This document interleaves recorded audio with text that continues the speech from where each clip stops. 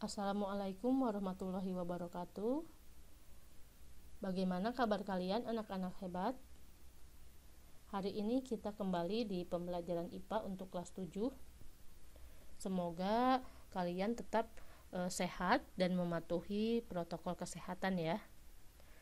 Alangkah baiknya sebelum kita pembelajaran ini berlangsung ya, kita berdoa menurut agama dan kepercayaannya masing-masing. Berdoa, Ibu persilahkan.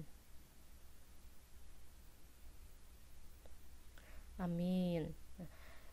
Silahkan yang belum mempersiapkan alat tulisnya, siapkan terlebih dahulu alat tulisnya ya, lalu buku sumbernya yang ada kalian di rumah, dan dirapihkan posisi duduknya agar kalian tetap nyaman dan bisa mendapatkan ilmu yang akan Ibu sampaikan hari ini. Materi yang akan Ibu sampaikan masih berkaitan dengan materi minggu lalu ya, tentang sains, lalu ada laboratorium ya, tempat untuk melakukan percobaan para peneliti ya, ataupun nanti kita akan melakukan aktivitas belajar kalau misalkan sudah normal kembali ya. Mudah-mudahan kalian bisa tatap muka dan bisa belajar nanti praktikum di laboratorium.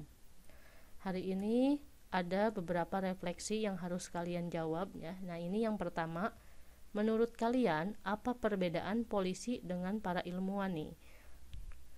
Lalu yang kedua, di sini adakah cara khusus para ilmuwan tersebut melakukan penyelidikan? Kira-kira apa ya cara khususnya ilmuwan itu melakukan penyelidikan, dengan metode apa atau dengan cara apa mereka bisa melakukan penyelidikan? Nah, ini dua pertanyaan yang harus kalian jawab. Silakan jawabannya ditulis di buku kalian masing-masing. Hari ini akan mempelajari mengenai metode ilmiah. Apa itu metode ilmiah? Ilmuwan sains itu bekerja seperti detektif dalam hal mengamati, bertanya, melakukan penyelidikan, lalu mengumpulkan bukti-bukti dan menyimpulkannya ya. Cara kerja seperti ini disebut dengan metode ilmiah. Nah, bisa disimpulkan di sini, metode ilmiah adalah cara atau pendekatan yang dapat dipakai dalam penelitian suatu ilmu. Nah, itu yang disebut dengan metode ilmiah. Jadi caranya ya. Di sini ada langkah-langkah atau tahapan-tahapan metode ilmiah nih. Yang pertama, di sini ada disebut dengan observasi, yaitu melakukan pengamatan ya. Jadi kalian observasi terlebih dahulu, atau misalkan para ilmuwan itu akan meneliti suatu masalah, maka akan observasi terlebih dahulu, melakukan pengamatan ya. Lalu yang kedua itu ada hipotesis. Nah, dan yang ketiga itu ada rancangan observasi. Yang keempat yaitu ada eksperimen atau melakukan percobaan. Nah, tahapan metode ilmiah yang kelima itu ada yang dinamakan dengan mengumpulkan data dan menyajikan datanya ya. Nah, yang terakhir itu disebut dengan menarik kesimpulan atau kesimpulan dari hasil percobaan ya, yang dilakukan oleh para ilmuwan ataupun kalian nanti saat melakukan percobaan. Nah, itu tahapan-tahapan metode ilmiah.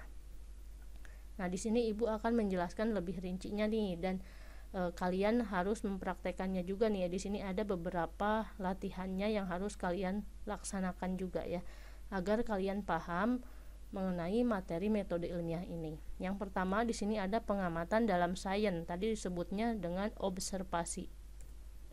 Nah, pengamatan adalah hal-hal atau kejadian yang kalian ingat. Kita menggunakan kelima indera kita untuk mengamati ya. Nah, di sini ada aktivitasnya nih. Di sini ada latihannya agar kalian lebih paham bagaimana observasinya itu ya. Nah, silahkan kalian berdirilah di halaman sekolah atau rumah kalian. Nah, karena kalian sedang daring ya, dalam situasi ini berarti kalian berdirilah di rumah kalian, di halamannya nih.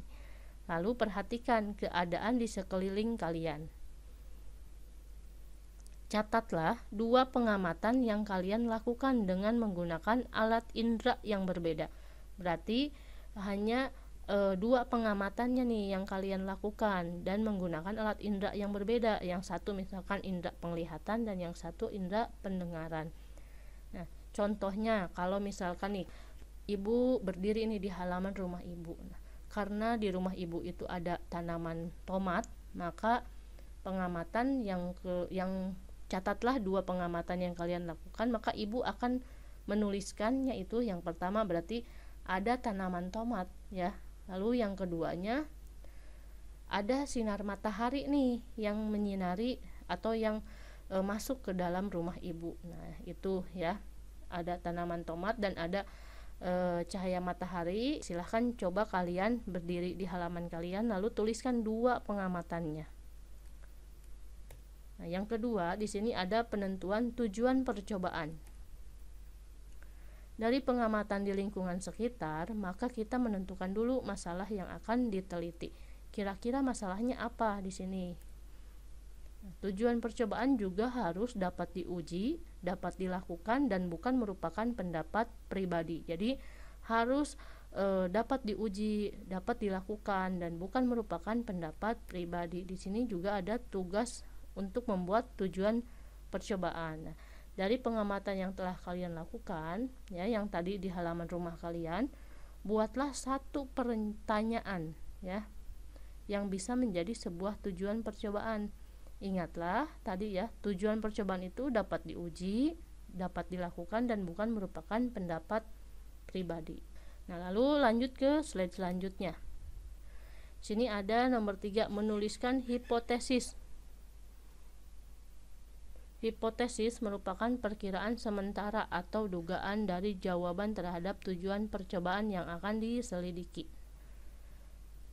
Di sini maksudnya tugasnya buatlah hipotesis dari hasil pengamatan dan tujuan yang sudah kalian buat. Yang selanjutnya di sini ada variabel-variabel. Suatu variabel adalah faktor, kondisi, unsur yang dapat berupa angka atau jenis-jenis yang menentukan dalam suatu percobaan. Nah, di sini suatu percobaan memiliki 3 macam variabel, yaitu variabel bebas, terikat, dan kontrol ya. Nah, itu termasuk ke dalam variabel-variabel. Jenis-jenis variabel di sini tadi disebut dengan variabel bebas ya. Nah, variabel kontrol, lalu ada variabel terikat. Variabel bebas itu apa? Nah, variabel bebas itu ada menunjukkan faktor, hal, atau unsur yang dianggap dapat menentukan variabel lainnya. Nah, itu variabel bebas. Di sini ada variabel kontrol.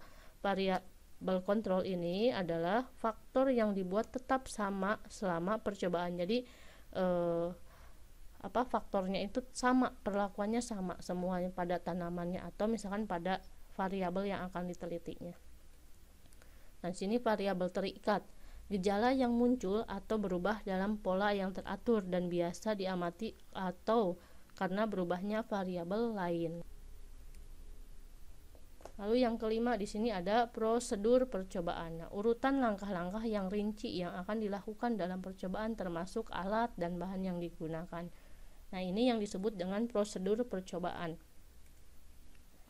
Ya, jadi setelah kalian melakukan percobaan itu akan adanya laporan percobaan. Nah, di sini ada judulnya apa ya yang akan kalian yang sudah kalian lakukan percobaan, lalu tujuannya apa, hipotesisnya apa, tadi sudah dibuat, variabel-variabel juga, alat dan bahan yang digunakan, disebutkan semuanya secara rinci ya, langkah-langkahnya seperti apa, dari mulai menyiapkan alat dan bahan sampai dengan mendapatkan kesimpulan itu dituliskan. Lalu yang ketujuh adalah hasil percobaannya. Bagaimana hasil percobaannya? Kalian juga bisa menuliskan dalam bentuk kalimat ataupun dalam bentuk data ya, ataupun dalam bentuk foto. Nah, diberikan keterangan oleh kalian, bisa boleh seperti itu. Dan yang 8 adalah kesimpulannya. Kesimpulan, jadi apa kesimpulan dari hasil percobaan kalian? Apakah mendapatkan hasil atau tujuan yang sudah disebutkan di awal dan hipotesis di awal sama atau tidak? Di situ di kesimpulan kalian silahkan buat kesimpulannya. Nah, itu materi hari ini ya. Materi yang Ibu sampaikan sudah selesai ya. Silahkan kalian kerjakan latihannya yang tadi Ibu sebutkan. Ada beberapa yang harus kalian kerjakan kan tadi sesuai dengan instruksinya di slide-slide yang Ibu presentasikan tadi. Kalau misalkan belum paham, silahkan diulangi kembali videonya dan kalian mencari referensi di buku paket ataupun di buku modul dan di internet ya mengenai metode ilmiah. Selamat mengerjakan dan Ibu akhiri ya. Wabillahi taufiq wal hidayah. Wassalamualaikum warahmatullahi wabarakatuh.